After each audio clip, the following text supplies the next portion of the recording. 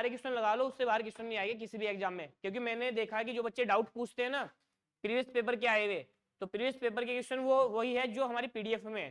PDF बहुत अच्छी बना रखी है, वो सारे कंटेंट बहुत ही लाजवाब है उसमें। आइए, तो आज का हमारा टॉपिक सबके लिए नया रहेगा। टॉपिक का नाम हम आपको बता ही देंगे, बता भी दिया है आपको क्या करना है।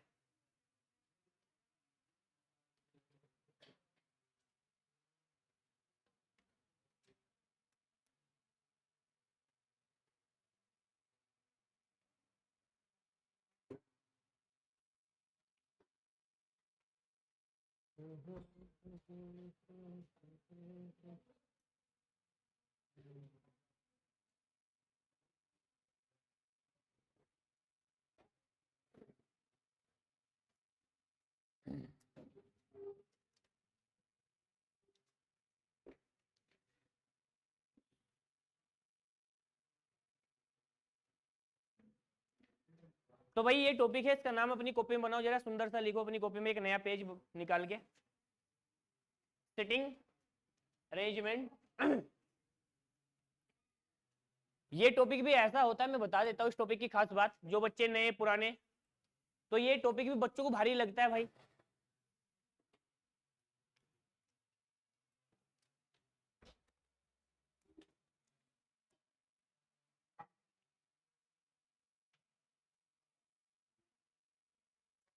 एक मैंने आपको कल टॉपिक कराया था रैंकिंग,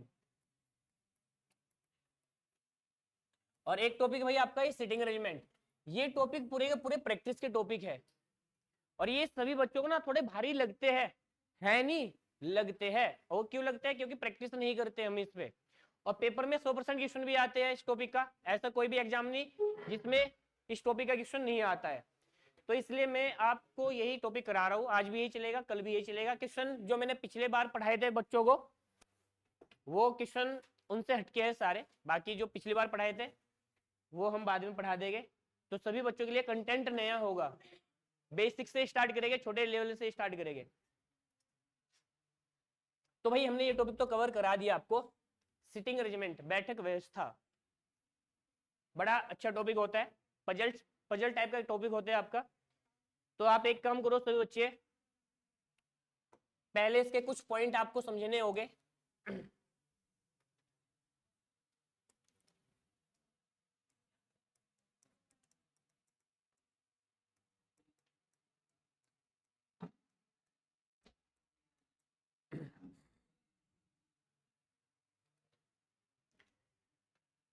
तो भाई सिटिंग अरेंजमेंट में ना आपके टाइप कौन कौन से बनते हैं और क्वेश्चन कैसे आते हैं, ये पेपर में जब क्वेश्चन आएगा मैं इसको बता देता हूं आपको खास बात इस टॉपिक की। यदि प्रैक्टिस है अच्छी तो क्वेश्चन बनेगा, वरना भाई पढ़ने के बाद भी ना, मैं खुद बता रहा हूं तुम्हें, पढ़ने के बावजूद भी क्वेश्चन छोड़ के आओगे। क्यों? लगेगा कि क्वेश्चन तो हमने पढ़ रखा, बट उनको बैठा नहीं पाएंगे व्यक्तियों को। आप ये बैठाने का जो सिस्टम है ना, यही बड़ा यहाँ पर इंपॉर्टेंट है कि आप इनको, जितने भी व्यक्ति होंगे 5 7 8, उनको सिट कैसे करोगे। और ये बैठाने बड़े ही मुश्किल हो जाते हैं कभी कभी, डिपेंड करता है कि डाटा कैसा दे रखा है। तो मैं बिल्कुल बेसिक से स्टार्ट करूंगा, टॉप लेवल तक के क्वेश्चन कराऊंगा आपको। तो सबसे पहले समझ लेते हैं कि सिटिंग अरेंजमेंट में आपके टाइप कौन कौन से बनते हैं मेरे भाई, ध्यान दो सब बच्चे यहाँ पर। तो सिटिंग अरेंजमेंट में आपके कुछ बच्चे यहाँ पर नए बैठे होंगे जिन्होंने बिल्कुल भी नहीं पढ़ा है। तो सिटिंग अरेंजमेंट में ना आपके दो टाइप के क्वेश्चन आएंगे। दो टाइप के कौन कौन से मेरे भाई, ध्यान दो। एक तो आपके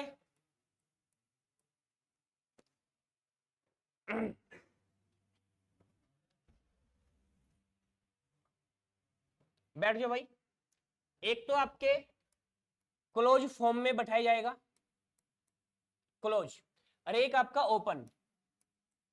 ओपन में कैसे, क्लोज में कैसे, तो ध्यान दो। क्लोज फॉर्म में यदि हमें व्यक्ति को बैठाना है तो क्लोज में पता कौन कौन से क्वेश्चन देके रखेगा। जैसे कि हमारे पास व्यक्ति कितने भी, मैक्सिमम 8 आते हैं, 8, 8 से ज्यादा कभी नहीं आते, 8 से कम ही आएंगे या 8 आएंगे। 8 वाला पेपर में आया क्वेश्चन, काफी बार पूछता है। तो 8 व्यक्तियों को हमें क्या करना है, बैठाना है। और वो बैठेंगे कैसे, तो उन्हें बैठाने के तरीके ऐसे है मेरे भाई, कि एक गोल मेज है, गोल मेज, तो गोल मेज के चारों ओर बैठा देंगे व्यक्तियों को, वो 4 5 व्यक्ति कितने भी हो सकते हैं। तो यानी गोल मेज का मतलब क्या समझे, सर्कुलर फॉर्म में आपका सिटिंग हो सकता है, सर्कुलर फॉर्म में।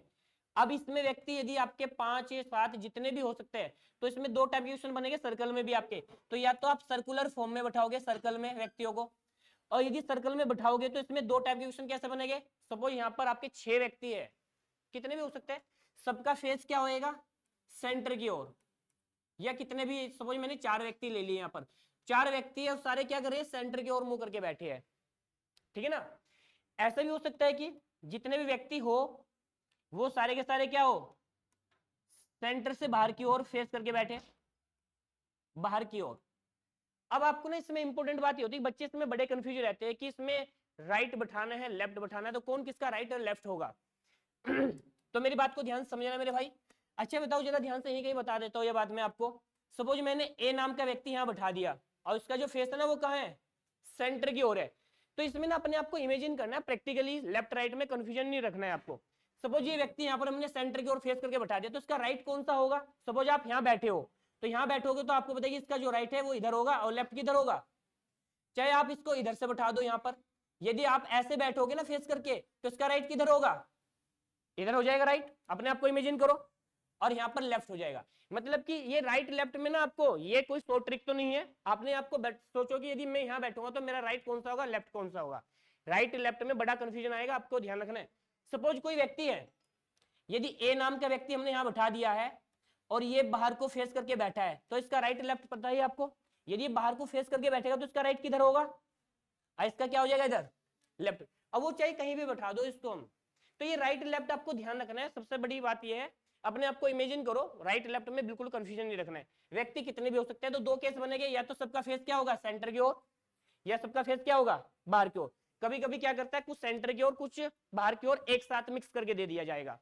तो भाई या तो आपका क्लोज में क्या आएगा, तो क्लोज फिगर में या तो सर्कल देकर रखेगा, या क्लोज फिगर में आपको क्या कर देगा, स्क्वायर दे देगा। कि जो टेबल आपकी क्या है वो वर्गाकार टेबल है, स्क्वायर शेप में है।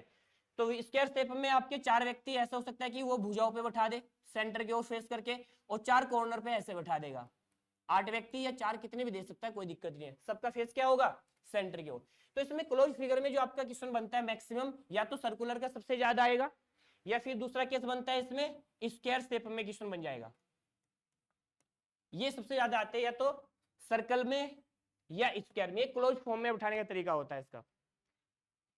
ओपन की यदि हम बात करें, ओपन, तो ओपन में आपको क्या करना है, ओपन में आपकी आएगी इसमें रो, रो। तो रो का मतलब समझ रहे ना, कि कोई व्यक्ति है हमने 2 रो में बैठा दिया, सपोज 5 व्यक्ति है, 5 व्यक्ति ऐसे रो में बैठा देगा। अब सबका फेस ये नॉर्थ में भी हो सकता है और लेफ्ट में भी हो सकता है, सॉरी साउथ में भी हो सकता है। यानी इसमें ओपन में आपको रो देख रखेगा, 2 रो भी एक साथ आ सकती है और एक सिंगल रो भी आ सकती है। तो जब भी रो की बात करेगा तो ये वाला क्वेश्चन पड़ेगा। तो ओपन में हमें रो में व्यक्ति को बैठाना होता है, और भाई क्लोज में आपका या तो सर्कल या स्क्वायर। अब कभी कभी ये 2 रो एक साथ दे देगा, एक ये वाली। अच्छा मुझे बताओ जरा ध्यान से, यदि ये वाली रो है, इसमें सबका जो फेस है ना वो कहाँ है, नॉर्थ में।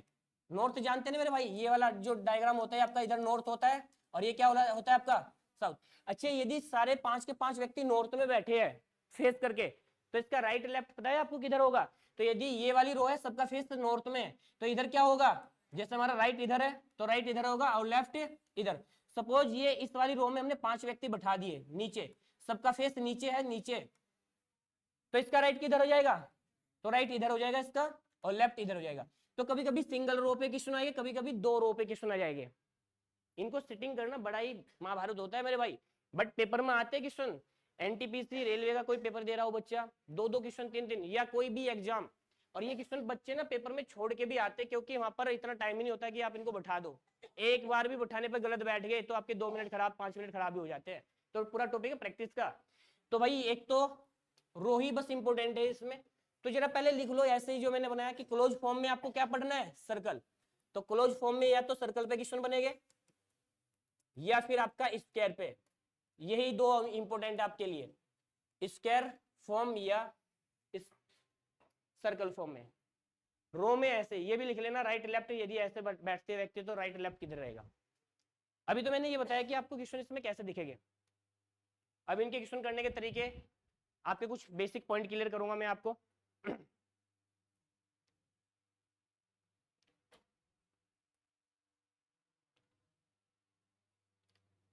टॉपिक मैंने बता दिया, लेवल इसका कैसा होता है, सबको भारी लगता है, बट भारी मानने की बात है, भारी मानोगे तो भारी हो जाएगा, हल्का मानोगे तो हल्का हो जाएगा, वो डिपेंड करता है हमारे माइंड पे।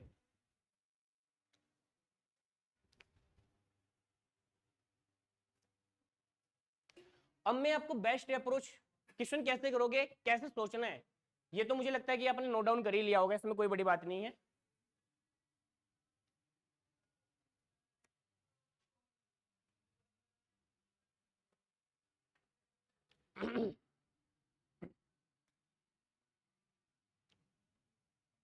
हो गया भाई ये। अब इंपॉर्टेंट बात मैं आपको बताने वाला हूं, जब हम क्वेश्चन करेंगे तो कुछ क्वेश्चन में आपके नया आपकी कुछ टर्मोलॉजी होती है इस टॉपिक की, टर्मोलॉजी, वो टर्मोलॉजी आपको बार बार परेशान करेगी, तो उससे पहले मैं आपको समझा देता हूँ कि ये टर्म आएगी तो इसका मतलब ये होगा, समझे मेरी बात को। तो कुछ इसमें शब्द आएंगे, कुछ वर्ड आएंगे जो परेशान कर सकते हैं, उनको मैं पहले ही समझा देता हूँ आपको कौन कौन से वर्ड आएंगे। तो फॉर एग्जाम्पल मैं यहाँ पर ले रहा हूँ भाई, ध्यान दो सब बच्चे, सपोज यहाँ पर हमारा ये सर्कल हो गया, यहाँ पर कितने व्यक्ति, सपोज मैंने यहाँ पर कुछ व्यक्ति बैठा दिए,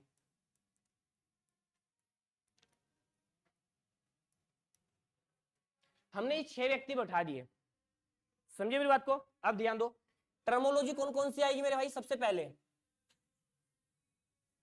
जैसे एक तो वर्ड आएगा इसमें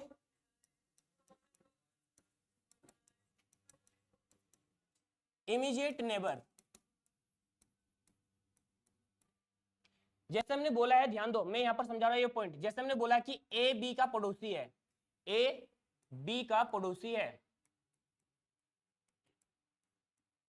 पहले मैं समझा रहा हूं आसान से, ए बी का क्या है, पड़ोसी है, तो इसका मतलब क्या हुआ, ए बी का पड़ोसी है तो ए और बी पास में बैठेंगे, यानी कि नेबर का मतलब क्या होता है, पड़ोसी, या इसको बोल सकते हैं निकट, हिंदी में क्या बोलेंगे, निकट।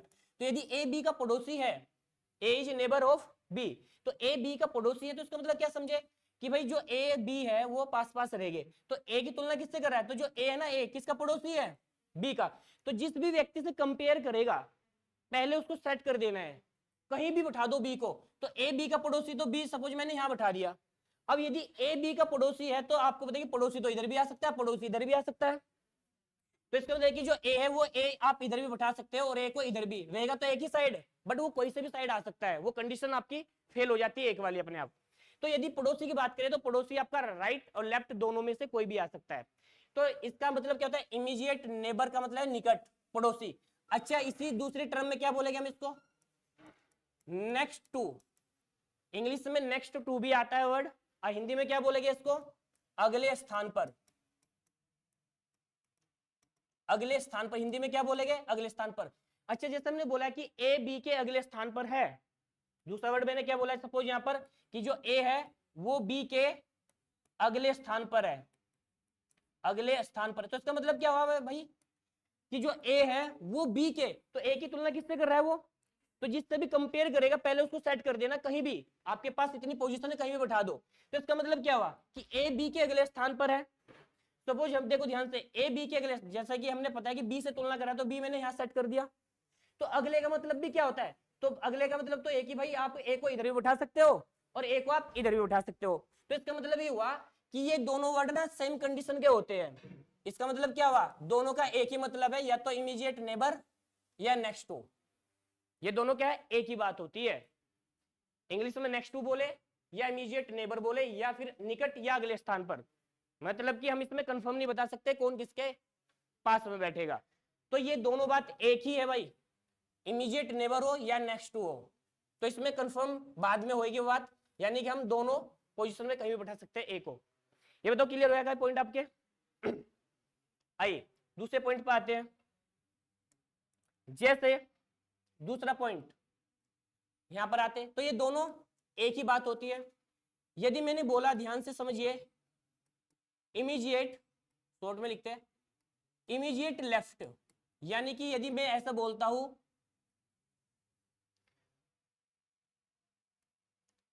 इसको बोलते हैं बिल्कुल बाएं स्थान पर, लेफ्ट का मतलब क्या होता है, बिल्कुल बाएं, तो मेरी बात को ध्यान से समझिए सब बच्चे यहां पर, जैसे मैंने ये पॉइंट लिखा तो सभी बच्चे यहां ध्यान दो,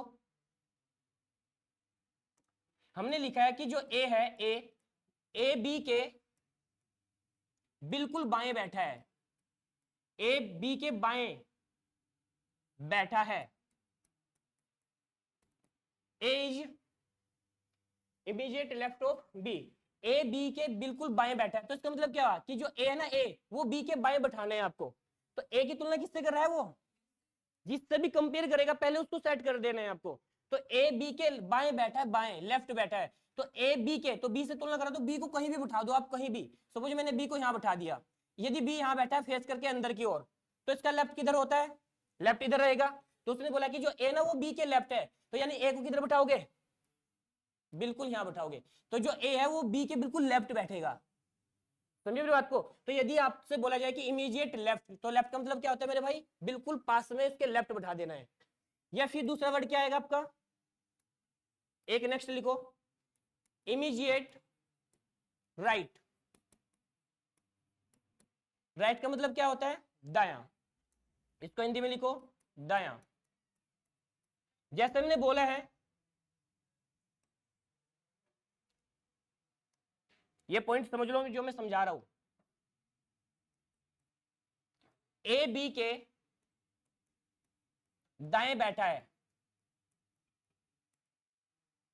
तो यदि ए बी के दाएं बैठाना है मेरे भाई, तो इसे कैसे सेट करोगे आप। तो आपको पता है कि जो ए ना, ए वो किसके राइट बैठा है, बी के।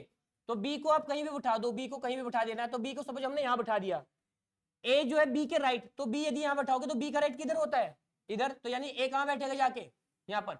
तो यानी राइट और लेफ्ट का मतलब हमें सीट कंफर्म होगी कौन कहां बैठेगा। लेकिन इसमें इमीडिएट नेबर और नेक्स्ट टू में सीट कंफर्म नहीं होती, वो बाद में कंफर्म होएगी।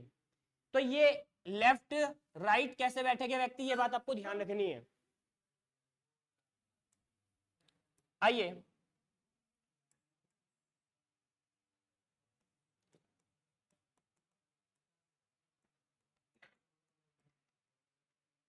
फेसिंग, सामने।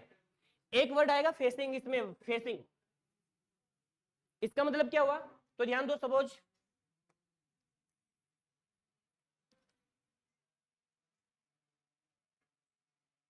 भाई यहां ध्यान दो,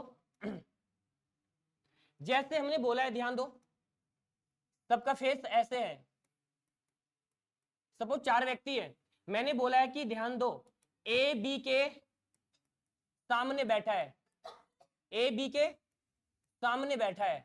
तो इन व्यक्तियों को कैसे बिठाओगे आप डायग्राम में, ए बी के सामने बैठा है, तो यानी कि ए बी के सामने, तो ए की तुलना किससे कर रहा है वो, बी से। तो बी को आप पहले कहीं भी सेट कर दो।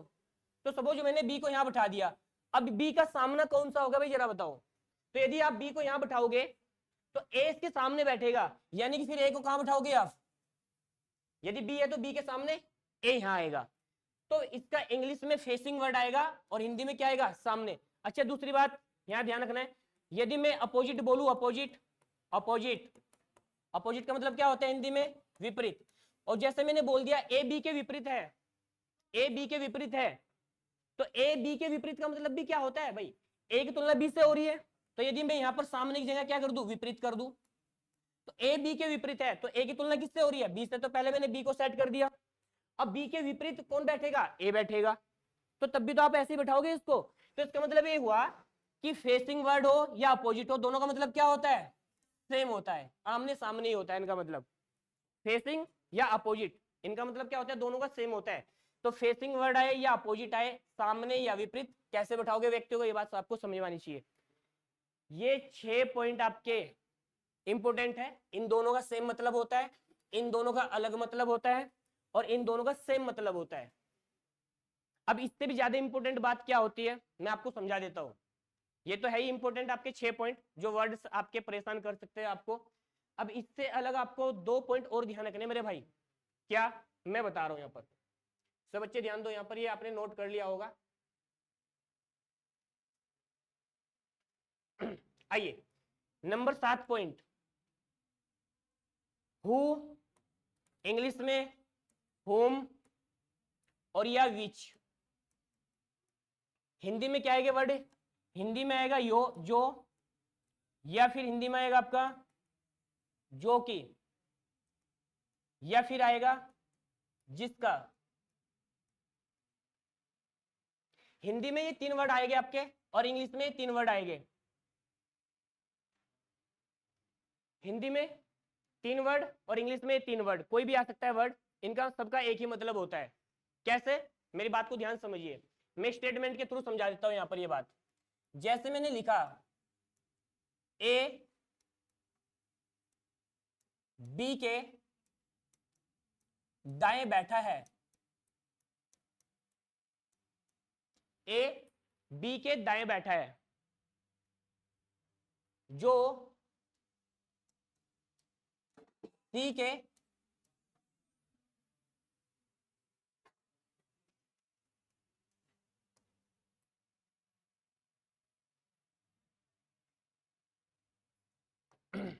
ए बी के, जो ए है बी के दाएं बैठा है। तो ये जो ना, ये जो वर्ड होते हैं ये लिंकिंग वर्ड होते हैं, यानी कि दो सेंटेंस को जोड़ने का काम करते हैं। कम शब्दों में ज्यादा बात कहना, ऐसा है इनका मतलब। ए बी के दाएं बैठा है, जो सी के एक बार मैं इसको बना देता हूं यहां पर, ध्यान दो। सबका फेस सपोज यहां पर है,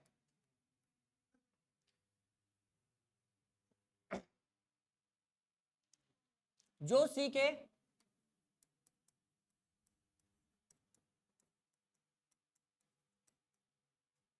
इंग्लिश वाले इसको लिखना चाहते हैं, इंग्लिश वाले कैसे लिखोगे, ध्यान दो।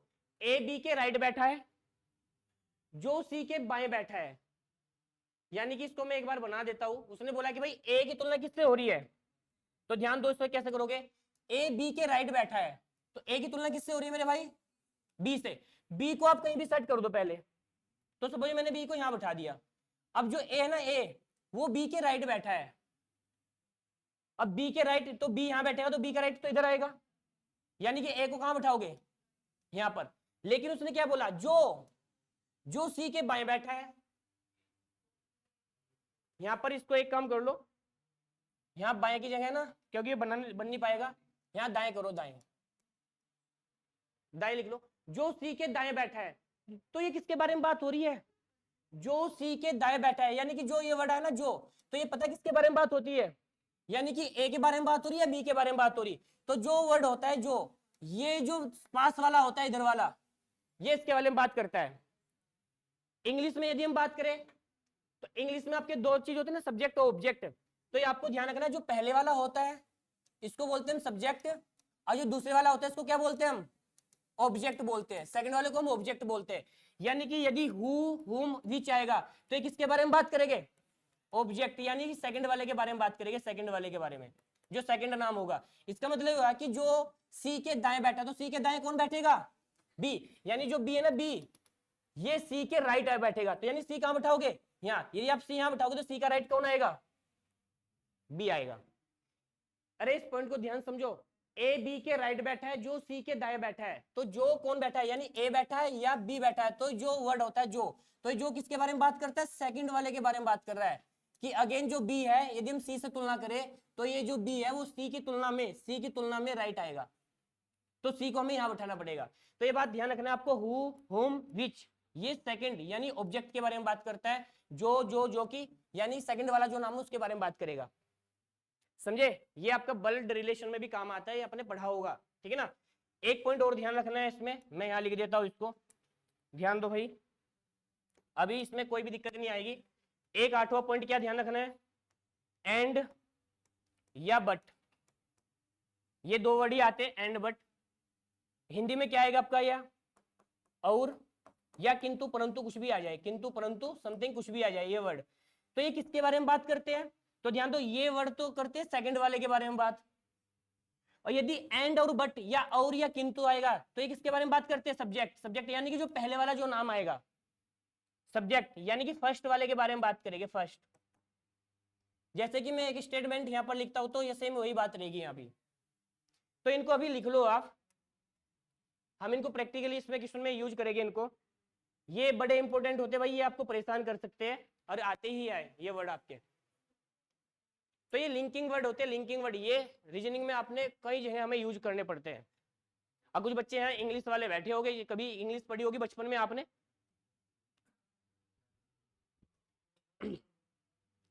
भाई ये बताओ पहले, मैंने कुछ पॉइंट लिखे यहाँ पर, कोई भी पॉइंट यदि आपकी समझ में नहीं आया तो मेरे से पूछ सकते हैं, कोई दिक्कत नहीं है। बेसिक बातें हैं सारी। आप क्वेश्चन के थ्रू सारे पॉइंट हम क्लियर कर लेंगे। बताइए भाई यहाँ दिक्कत है क्या किसी को? कुछ है नहीं? कर दूं दिक्कत? आए दिक्कत करते हैं, काम करते हैं। सबसे पहले हम सर्कल वाले क्वेश्चन करेंगे जिनका फेस सेंटर की ओर रहेगा। सर्कल पे सेंटर फेस रहेगा, फिर सेंटर से बाहर रहेगा फेस, वो कैसे क्वेश्चन बनेंगे? क्लोज फॉर्म में आपका स्क्वायर में क्वेश्चन आएगा तो कैसे करना है, तो सारे क्वेश्चन हम करते हैं।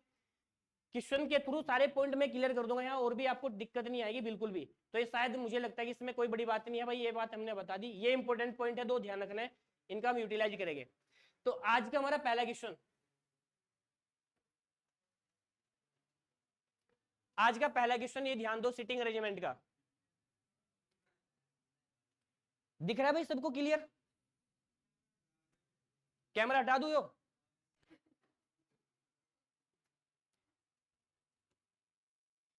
कोशिश करता हूं इसको हटाने की ना।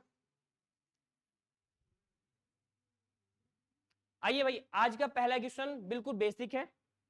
बैंक पीओ में वैसे क्वेश्चन आया था, कहीं भी आ सकता है, सारे क्वेश्चन का लेवल यही रहता है किसी भी एग्जाम में, इससे बाहर आएगा नहीं। तो बिल्कुल आसान है। क्या करना भाई? छोटा क्यों करना है? अच्छा कैमरे को छोटा करना है, उतार के रख दो इसको। ऑनलाइन वाले बच्चे आ जाओ भाई ऑफलाइन क्लास में आप।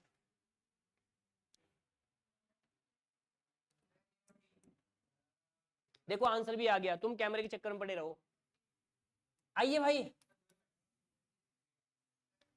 इस पे दो क्वेश्चन पूछे हुए हैं, कोई भी एक क्वेश्चन पूछ सकता है, दो भी पूछ सकता है, आपसे कोई दिक्कत नहीं है। बैंक में तो 5 क्वेश्चन आते हैं, एक डायग्राम 5 क्वेश्चन। बैंक से अलग यदि हम कोई भी एग्जाम की बात करें तो एक क्वेश्चन देगा, उस पर एक ही क्वेश्चन पुटअप करता है। तो इंपोर्टेंट है, पहले इनको सर्कल में बैठाना है और फिर आंसर तो निकाल ही दोगे आप। कितने बच्चों का आंसर आ गया भाई? पहले का आंसर बताओ क्या आया? ए। इसका दूसरे वाले का ऑप्शन ए यानी कि डी। तो भाई ए आंसर आ रहा है और डी आंसर आ रहा है इन दोनों का। कितने बच्चों का आंसर आया, जरा हाथ खड़े करियो। तो अभी यहाँ पर 20% बच्चे बैठे हैं जिनके आंसर आए हैं, 80% बच्चों के आंसर अभी नहीं आए हैं। तो भाई तुम सीखने की कोशिश करना है, बनाते कैसे क्वेश्चन को। ये आसान क्वेश्चन है, इसमें कोई दिक्कत नहीं है, बिल्कुल आराम से बैठ जाएंगे। अच्छा एक बात और बता रहा हूं मैं, ध्यान दो, ये बात भी काम की है। सपोज आपके कहीं 20 या 25 क्वेश्चन रीजनिंग के आ रखे हैं। कितने? 25 क्वेश्चन रीजनिंग के आ रखे हैं, और 25 क्वेश्चन में आपके सिटिंग अरेंजमेंट का क्वेश्चन भी है। तो भाई इस टॉपिक को मैं बता देता हूं कि आपको ये कब करना है कब नहीं करना है, क्योंकि ये टॉपिक ऐसा है कि करना भी जरूरी होता है, क्योंकि एक नंबर से आप मेरिट में अंदर और बाहर हो सकते हो। तो ये ना, यदि आपकी प्रैक्टिस है बढ़िया तो क्वेश्चन बना पाओगे पेपर में, वरना पढ़ने के बाद भी ना मैं पढ़ा दूंगा, तुम्हें यहाँ भी समझ में आ जाएगा, तुम फिर भी नहीं बना पाओगे। तो कॉन्फिडेंस है यदि तुम्हारे अंदर कि यार ये क्वेश्चन तो मैं पक्का बना दूंगा, तो छेड़ना है, वरना इसे छोड़ देना है। छेड़ना नहीं, छोड़ देना है। छोड़ोगे, पता चला कि आपने 2 मिनट खराब कर दी इसके चक्कर में, और वो बैठ भी नहीं पाए, और अगले 4 क्वेश्चन आसान थे, वो तुमने आसान छोड़ दिए इनके चक्कर में। तो ये पेपर में जब क्वेश्चन आता है ना, आपका टाइम खराब भी कर सकता है। इसलिए टाइम है तुम्हारे पास और तुम्हें कॉन्फिडेंस है कि मैं बना दूंगा, तो छेड़ना है क्वेश्चन को, वरना स्किप करके बाद में देखना कि टाइम बचता है नहीं बचता है। ये बात ध्यान रखने की मैं पहले बता रहा हूँ इस टॉपिक। कभी सोचो कि सर ने तो पढ़ाया था, हम तो इसे करके छोड़ेंगे, अब पता चला करने बैठ गए, वो बैठ ही नहीं रहे तुमसे, 2 मिनट भी तुम्हारी खराब हो जाएगी भाई। आइए, कुछ बच्चे 5 मिनट भी खराब कर देते हैं। अब देखो कैसे बनाते हैं। कितने मित्र हैं? 5 कौन बोल रहा है? मुझे तो 6 दिख रहे हैं यहाँ पर, 6। सबका फेस कहाँ है? सेंटर। तो सबसे पहले क्या करना है आपको, 5 निशान सेंटर की ओर लगा देने हैं। 5 कहीं भी लगा दो, 1 2 3 4 और 5, 5 के 5 6 ना, 6 हमने सेंटर की ओर कर दिया निशान, कोई दिक्कत नहीं है ना भाई। अब ध्यान दो, लेफ्ट और राइट आपको पता ही है। अब आते हैं कंडीशन पे, भाई आवाज नहीं आनी चाहिए, सबका केंद्र की ओर मुंह है। अब यहां से पढ़ो जरा, जहां से डेफिनेटली आपको कंडीशन मिलेगी वहां से पकड़ना है क्वेश्चन को। उसने बोला कि जो ई है वो डी से बाईं ओर है, ई डी के बाईं ओर है। ई की तुलना किससे कर रहा है? वो डी से। तो डी को कहीं भी बैठा दो अपनी मर्जी से, जहां आपकी इच्छा है। तो मेरी इच्छा हो रही है, मैं डी को यहां बैठा देता हूं। अब जो ई है वो डी के क्या है? बाईं, लेफ्ट।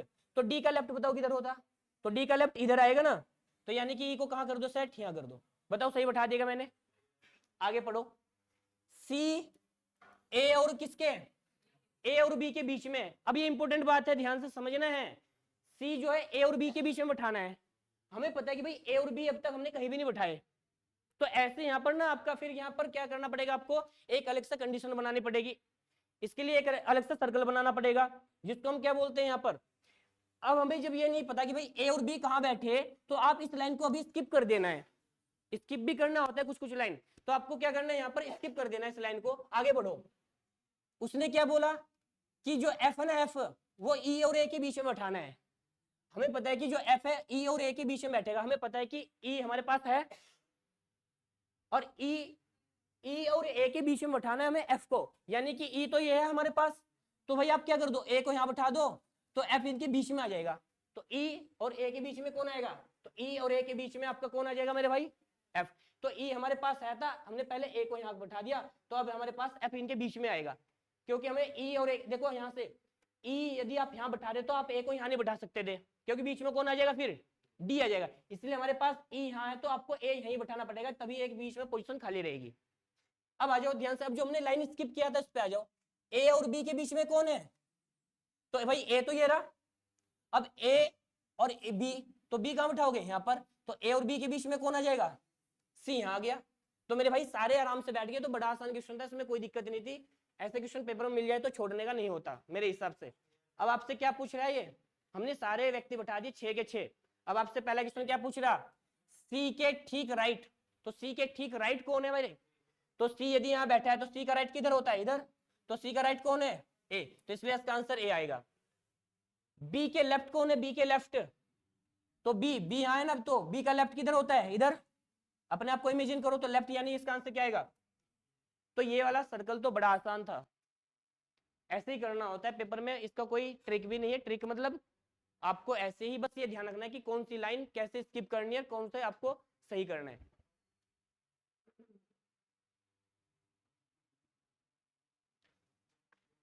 क्लियर हो गया भाई। ये यदि बैठ जाते हैं ना, आंसर तो कोई भी पूछ लेगा, हर एक आंसर बता दोगे। ये बैठने भारी होते कभी कभी, ये बैठ नहीं पाते पेपर में, उठ उठ कर भागते हैं ये, और तुम्हारा नंबर खा जाएंगे।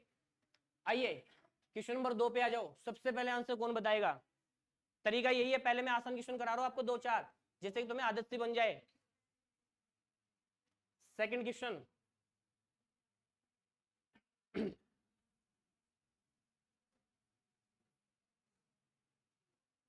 फेसिंग द सेंटर, सेंटर की ओर ही है सबका फेस।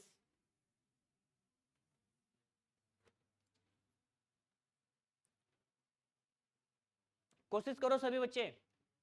ये भारी लगता है टॉपिक, आसान बनाना है तुम्हें, क्योंकि मैं आसान लेवल से ऊपर तक लेके जाऊंगा।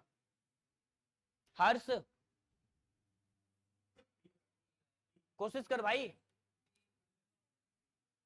क्या आंसर आ गया मेरे भाई, बहुत बढ़िया। जो बच्चे ऑनलाइन देख रहे हैं आंसर करो।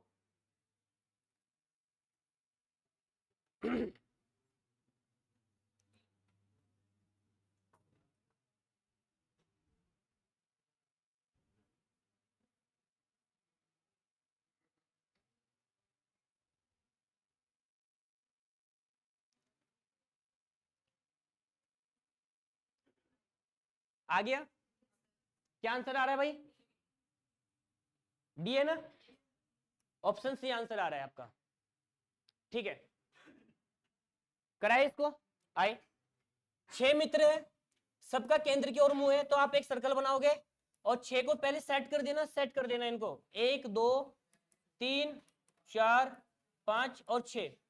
ओके, अब इनको बैठाना स्टार्ट करते हैं। सबसे पहले जो बी है ना, बी वो एफ और सी के बीच में है। अच्छा, बी एफ और सी के बीच में है, तो यहां पर आपको दूसरा डायग्राम ना बनाना पड़े, तो इसलिए आपको यहां पर ना एक बात ध्यान रखनी है। क्या यहाँ पर आपको एग्जैक्ट यहाँ पर पता चल रहा है, देखो हमें ये बात तो पता है कि जो बी है वो एफ और सी के बीच में है। तो यदि आप बी को यहाँ बैठाओगे तो भाई एफ और सी आप ऐसे बैठा सकते हो, लेकिन दूसरी कंडीशन ये भी तो हो सकता है ना कि एफ इधर बैठाओगे सी इधर आ सकता है। तो इसलिए यहाँ पर आपको ये नहीं पता चला कि एफ और सी कौन से तरफ आएगा, तो इस लाइन को अभी आप छोड़ दो, नुकसान खा जाओगे। हमने क्या कर दिया, इस लाइन को अभी स्किप कर दिया।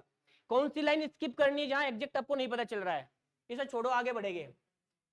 ए ई और डी के बीच में है, छोड़ दो, आगे आओ।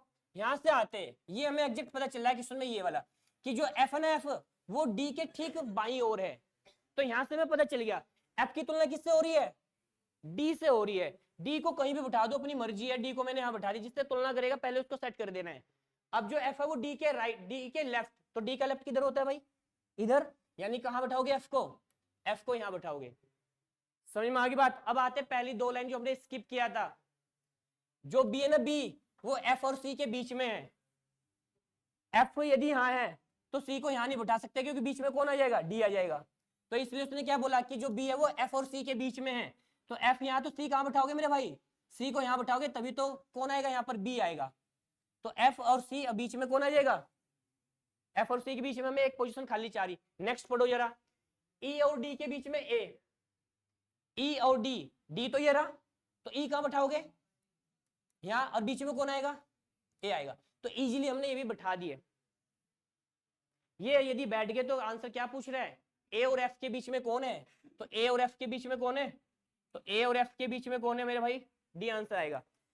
पेपर में ऐसे क्वेश्चन आ जाए तो मुझे लगता है कि ये तो टफ नहीं है।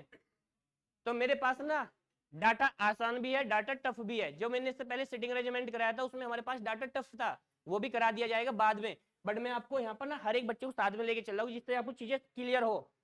ये एग्जाम में आएगी क्वेश्चन अपनी मर्जी से, मैंने कुछ नहीं बना रखा है, डेट लिखी है एग्जाम, और जो क्वेश्चन पेपर में आ गया वो कहीं भी आ सकता है। आगे बढ़े, चलिए दो हमने क्वेश्चन कर लिए, ये तीसरा क्वेश्चन हम बाद में करेंगे, क्योंकि थोड़ा सा डाटा इसका थोड़ा सा बढ़ रहा है, इसको बाद में करते हैं, पहले इस पे आते हैं। तो अभी बच्चे इसका आंसर निकालोगे, क्योंकि हमने दो क्वेश्चन कर लिए। निकालिए भाई आंसर फटाफट। सबसे पहले आंसर कौन बताएगा,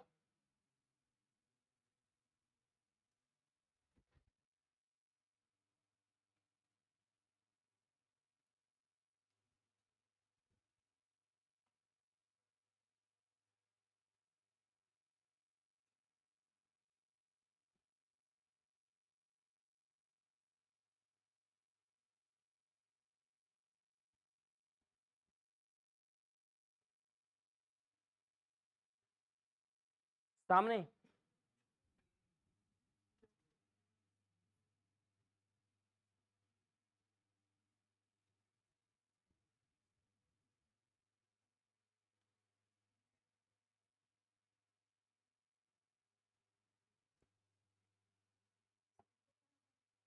हम्म,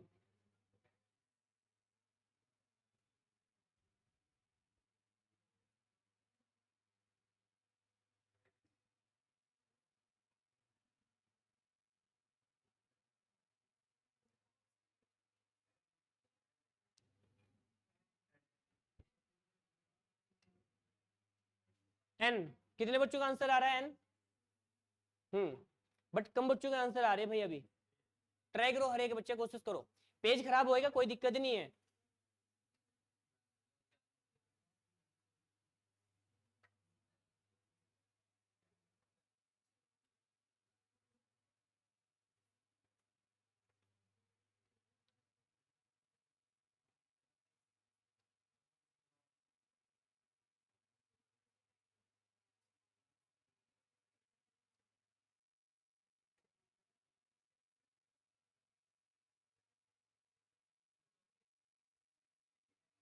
लास्ट वाली लाइन भाई आ गया आंसर तुम्हारा,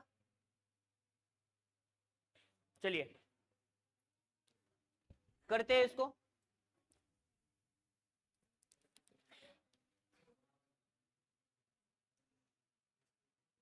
कराना है, कराना नहीं, बताओ भाई कराना है क्या, चलो करा देते हैं फटाफट। आइए, 6 मित्र है, सबका फेस क्या है, केंद्र की ओर है, 1 2 3 4 5 और 6। अब ध्यान दो, एन एम के बगल में नहीं बैठा है, देखो एग्जैक्ट हमें नहीं पता है, इसको छोड़ देना है। अरे बहुत से बच्चों को ना ये नहीं पता होता है कि क्वेश्चन कहां से शुरू करना है, कहां खत्म करना है। तो ये आपको ध्यान रखना है कि कौन से स्टेटमेंट को आपको स्किप करना है पहले। तो अभी से स्किप कर दो ना भाई, कोई दिक्कत नहीं है। अब यहां से आ जाओ, ये हमें पता चल रहा है जो एम है ना, एम वो जे के ठीक बाएं बैठा है, एम की तुलना किससे हो रही है भाई? जे से। जे कहीं भी बैठा दो, आपकी इच्छा है, तो जे को मैंने यहां बैठा दिया। अब जो एम है वो जे के ठीक लेफ्ट, तो यानी एम कहां बैठेगा? जे का लेफ्ट तो इधर होता है, तो ये हमारी लाइन होगी खत्म। आगे आ जाओ। अब उसने क्या बोला कि जो जे है वो एल के सम्मुख बैठा है। सम्मुख का मतलब क्या होता है? फेसिंग सामने। अब देखो ध्यान से, जो जे है वो एल के सामने, तो यदि जे यहां है ना मेरे भाई, तो उसका सामना कौन सा होगा? एल, यानी एल यहां बैठेगा। समझ में आ रही बात? आगे आ जाओ। लेकिन जो कि के ठीक लेफ्ट है। अभी मैंने बोला ना स्टेटमेंट आपके लिंकिंग वर्ड आते, तो ये जो कि किसके बारे में बात कर रहा है? जो कि हिंदी वाले हिंदी में पढ़ना है, इंग्लिश वाले इंग्लिश में पढ़ना है। तो ये जो कि किसके बारे में बात करता है? जो दो नाम है ना उसमें, जो पास वाला है सेकंड वाला, यानी कि जो कि के ठीक राइट बैठा है। तो के ठीक राइट कौन है? के। जो एल है वो के ठीक राइट। तो मुझे बताओ के को इसके आसपास बैठाना पड़ेगा, किधर बैठाओगे? तो आपको ध्यान रखना है कि जो एल है ना, ये के राइट आना चाहिए। तो के राइट कब आएगा? जब आप के यहां बैठाओगे, तो के का राइट इधर होता है, यानी हमने के को भी सेट कर दिया। आ जाओ। अब पहले वाली लाइन हमने स्किप किया था मेरे भाई, पहले वाली लाइन, एन एम के ठीक बगल में नहीं बैठा, यानी एन जो है एम के पास में नहीं बैठेगा, लड़ाई हो जाएगी। तो एन एम के पास में नहीं बैठेगा, तो एम के पास में तो एक ही पोजीशन खाली है ना, इसको एन को यहां मत बैठाओ, एन को कहां बैठा दो? यहां बैठा दो। कौन रह गया अब? ओ रह गया। ओ को कह दो यहां बैठ जा। एल के एल के लेफ्ट दूसरा, तो एल के लेफ्ट दूसरा कौन है मेरे भाई? तो एल के लेफ्ट दूसरा, तो एल यहां है, तो एल का लेफ्ट बताओ कौन सा है? तो एल का लेफ्ट है इधर। और दूसरा, दूसरा का मतलब कि खुद को छोड़ देना है, एक दो, तो आंसर कितना आएगा इसका? एन इसका राइट आंसर आएगा। तो मुझे लगता है कि कोई दिक्कत नहीं आनी चाहिए, समझाने में इतना टाइम लग रहा है, वरना मैं इस क्वेश्चन को यदि खुद से करूंगा तो मैं इसे 30 या 1 मिनट में मैक्सिमम उड़ा दूंगा, और तुम्हें भी यही काम करना होता है, क्योंकि मुझे समझाना पड़ रहा है गला फड़ फड़ के, जिससे तुम्हें चीजें समझ में आए। अभी धीरे लेवल लेवल बढ़ा देगी आपका। नेक्स्ट आगे बढ़े। आइए, क्वेश्चन नंबर 5 का आंसर सभी का आना चाहिए, क्योंकि लड़कियां केवल 4 है। आओ, केवल 4 लड़कियां है, ज्यादा नहीं है। 4 लड़कियां आराम से बैठ सकती है एक जगह, लड़ाई बिल्कुल नहीं होगी।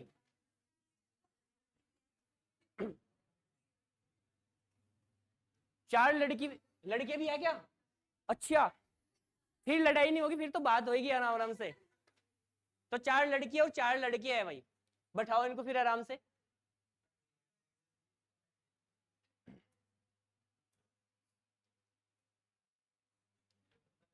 कोशिश करो, और एक बच्चा आंसर आएगा। तुम बहुत बात कर रहे, क्या मामला? बैठा लो इनको।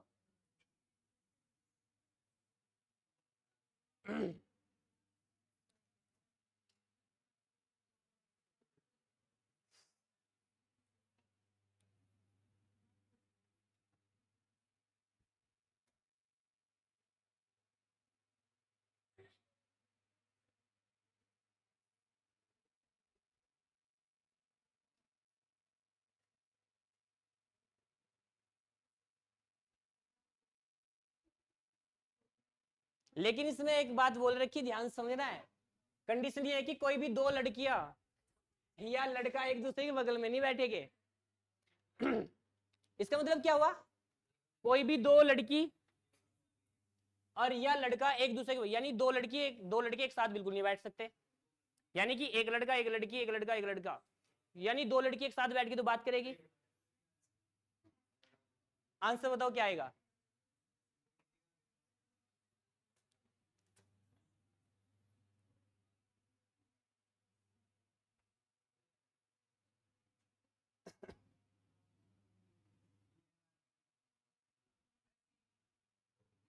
सी।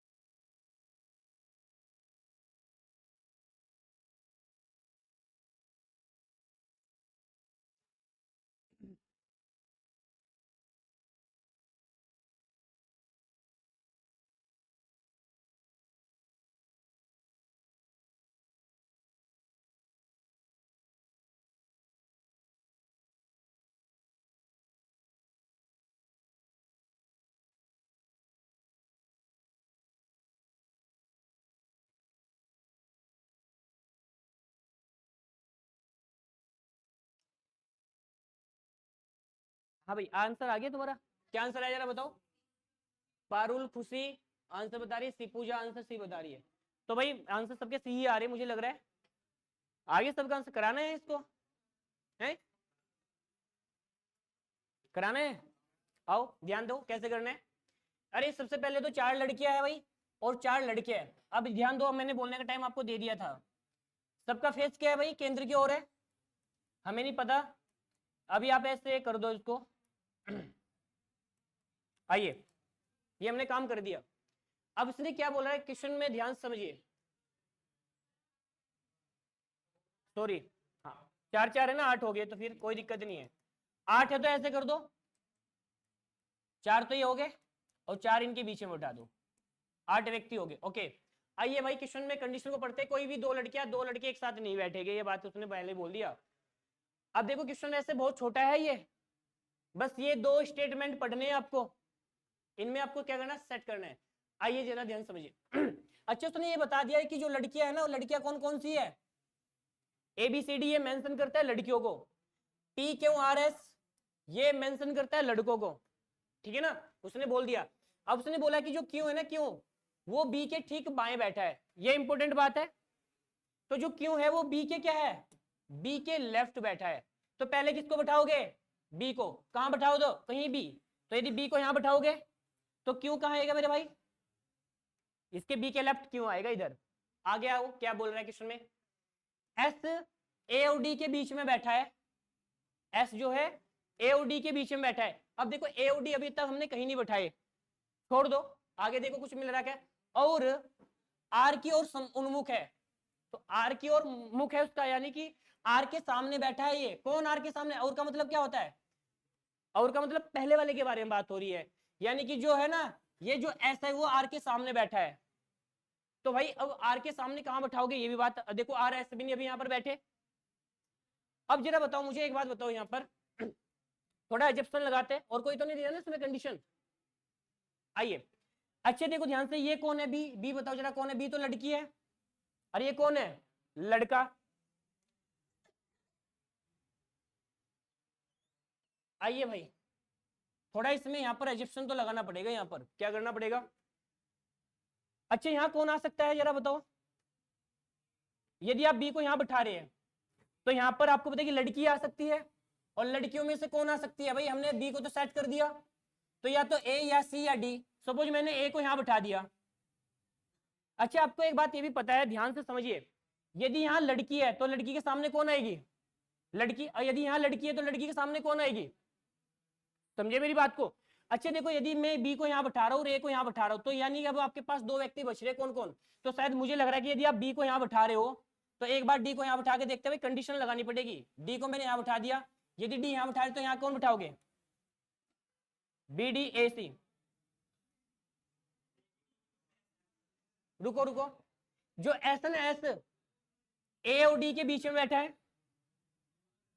एस, एस को यदि मैं यहां बैठाता हूं ए और डी के बीच में, क्योंकि यदि आप ए यहां बैठा रहे ना तो ए और डी के बीच में, यानी ए यहां है और डी यहां हमने बिल्कुल सही बैठा दिया, तो ए और डी के बीच में कौन आएगा, एस आ गया। तो एस जो है ए और डी के बीच में बैठा है। उसने ये भी बोला कि जो आर है ना, आर, आर जो है वो किसके फेस के सामने बैठा है, एस के। यदि आप एस को यहां बैठाते हो तो इसके सामने आर आएगा, यानी कि एस के सामने आर, यानी कि आर यहां पर उठा के देख लो, ठीक है। अब कौन रह गया मेरे भाई, पी रह गया, यदि पी को बैठाओगे तो पी यहां बैठेगा, यानी कि एक लड़का एक लड़की आ रही है। यानी आपने ये जो व्यक्ति बैठाया ना, ये यहाँ पर ये सही बैठा दिया आपने, इधर ही बैठा सकते थे वैसे, आप इसे इधर करके बैठाओगे, लेकिन इधर दोनों एक साथ नहीं आ सकते थे, क्योंकि ये लड़की है तो यहाँ पे एक लड़की एक साथ नहीं, इधर ही बैठा सकते थे वैसे आप इसे करके, कोई दिक्कत नहीं है। तो आंसर क्या आएगा भाई, इसमें क्या पूछ रहा है पी आर के मध्य में कौन है, हाँ जी सी आएगा, क्या कह रहे हैं,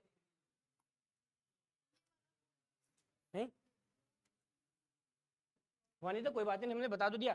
अच्छा ए को आप यहाँ भी बैठा सकते हो, एक यहाँ भी, किसी भी एक व्यक्ति को सेट करना पड़ेगा, क्योंकि ये कंडीशन ए और डी वाली दे रखी थी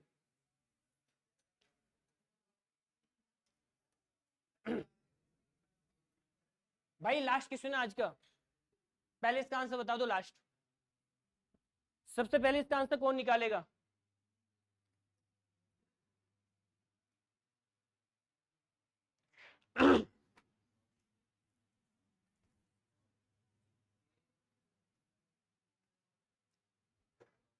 डायग्राम बनाओ और आंसर निकाल दो।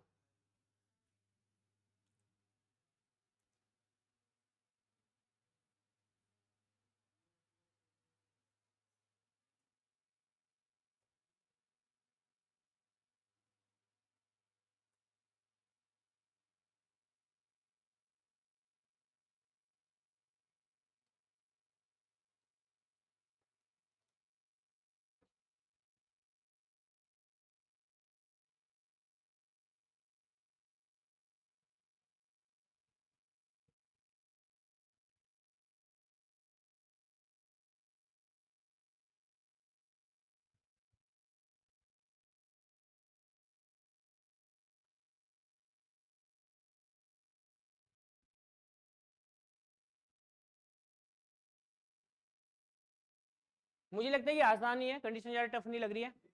क्या आंसर आया इसका? के, यानी कि ऑप्शन सी आ रहा है। किस किसका आंसर आया, जरा हाथ खड़े करियो। हाँ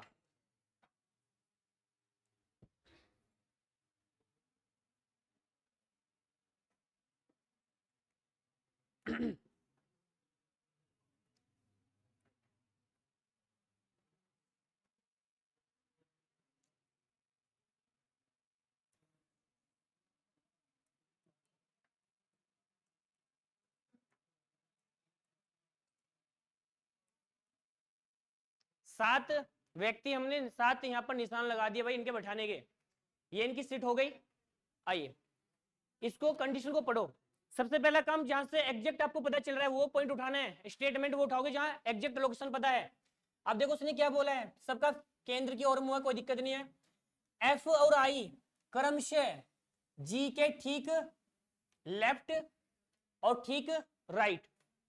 समझे मेरी बात को? समझे? आप ये वाला पॉइंट भी उठा सकते हैं, कोई दिक्कत नहीं है। उसने बोला कि जो एफ है ना, एफ वो आई के, यानी कि एफ की तुलना, एफ और आई की तुलना किससे हो रही है? अरे बोलो। एफ और आई की जो तुलना हो रही है वो जी से हो रही है ना, तो आप जी को पहले सेट कर सकते हो, कोई दिक्कत नहीं है। बताओ जी को कहां बैठाना है, अपनी मर्जी। जी को मैंने यहां बैठा दिया। अब ध्यान से पढ़ना है कि जो एफ है ना, एफ क्रम से मतलब रिस्पेक्टिवली की बात हो रही है, कि जो एफ है वो जी के ठीक, तो जी के ठीक बाएं, तो जी का लेफ्ट कौन सा होगा?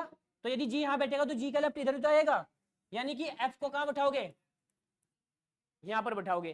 फिर नेक्स्ट क्या बोला उसने, जो आई है, आई जी के ठीक राइट, यानी जो आई है वो ठीक राइट, यानी जी का राइट तो इधर आएगा, तो आई यहां बैठेगा। ये बताओ तीन व्यक्ति मैंने कैसे बैठाया, समझ में आएगा आपके? पहली लाइन खत्म होगी, तीन व्यक्ति हमारे बैठ गए। अब आ गया जो एच जी के, जो एच एन एच वो जी के लेफ्ट तीसरा, तो एच की तुलना किससे हो रही है? जी से। तो जी का लेफ्ट तीसरा बताओ कहां बैठेगा? तो जी का लेफ्ट, लेफ्ट मतलब इधर, और तीसरी पोजीशन पे, तो खुद को छोड़ देना है। एक दो तीन, यानी एच कहां आएगा मेरे भाई? यहां पर आएगा। तो देखो एक दो तीन, तो जो एच है ना वो जी के बाई और तीसरे स्थान पर, तो वन सेकंड थर्ड। समझे मेरी बात को? तो एच यहां पर आ गया, हमारे पास तीन पोजीशन खाली रह गई। अब यहां पर आ जाओ, ई और आई जे के पड़ोसी है, ई और आई जे के पड़ोसी है। इसका मतलब क्या हुआ? ये सारी टर्मोलॉजी वही जो मैंने स्टार्टिंग में समझाई थी आपकी। पड़ोसी का मतलब क्या होता है पता है ना तुम्हें? जो तुम्हारे पास में बैठा है। तो आओ जरा ध्यान समझे, ई और आई जे के पड़ोसी है, तो भाई ध्यान से समझिए, जो ई और आई है ना वो जे के पड़ोसी है, यानी जे को बीच में बैठा दो, ई और आई पड़ोसी हो जाएंगे। तो भाई आई तो ये रहा ना मेरे पास, तो तीन पोजीशन एक साथ खाली, तो आई तो ये रहा हमारे पास। तो क्या करो, जो ई और आई है ना वो जे के पड़ोसी, तो यानी जे को बीच में बैठा दो और ई को यहां बैठा दो, तो ई और आई का कौन हो जाएगा? जे पड़ोसी हो जाएगा। कौन रह गया? के रह गया, के यहां बैठा दो ना, जो रह गया उसे यहां बैठा देना है। क्या पूछ रहे हैं आपसे, जरा बता दो। फर्स्ट वाली लाइन इसको यहां से समझाएंगे इंग्लिश में आपको, यहां से बताते हैं। पहले आंसर बता देते हैं। तो भाई एच के राइट कौन है? एच के निकट दाएं, तो एच के निकट राइट कौन है? तो आंसर आएगा के। अब इंग्लिश में बताते हैं इसको, ध्यान से भैया। अरे ध्यान दो थोड़ा। उसने बोला ना कि एफ और I are sitting immediately to the left and right of G, और रिस्पेक्टिवली की बात कर रहा है, ठीक ना? इसने क्या बोला है कि जो एफ है वो जी के रिस्पेक्टिवली की बात कर रहा है, यानी कि आपको क्या करना है, पहले ये वाला बैठाना है, यानी कि आपको पहले जी को सेट कर देना है। जो एफ है वो जी के इमीडिएट लेफ्ट, जो एफ है ना एफ, वो जी के इमीडिएट लेफ्ट, तो उसने एफ पहले बोला एफ, और यहाँ पहले ये वाला लगाओगे कॉन्सेप्ट।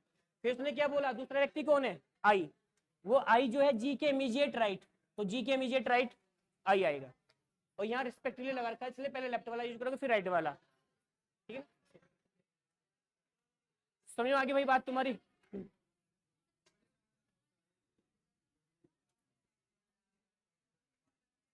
ये तुम्हारी आदत ना मुझे इतनी बेकार लगती है ना, बाद में ऐसे तुम्हें भागने की रहती है, 1 मिनट भी नहीं रुक पाते। चलो भाई आज के लिए इतना रखते हैं, कल इसको आगे बढ़ाएंगे टॉपिक को ना।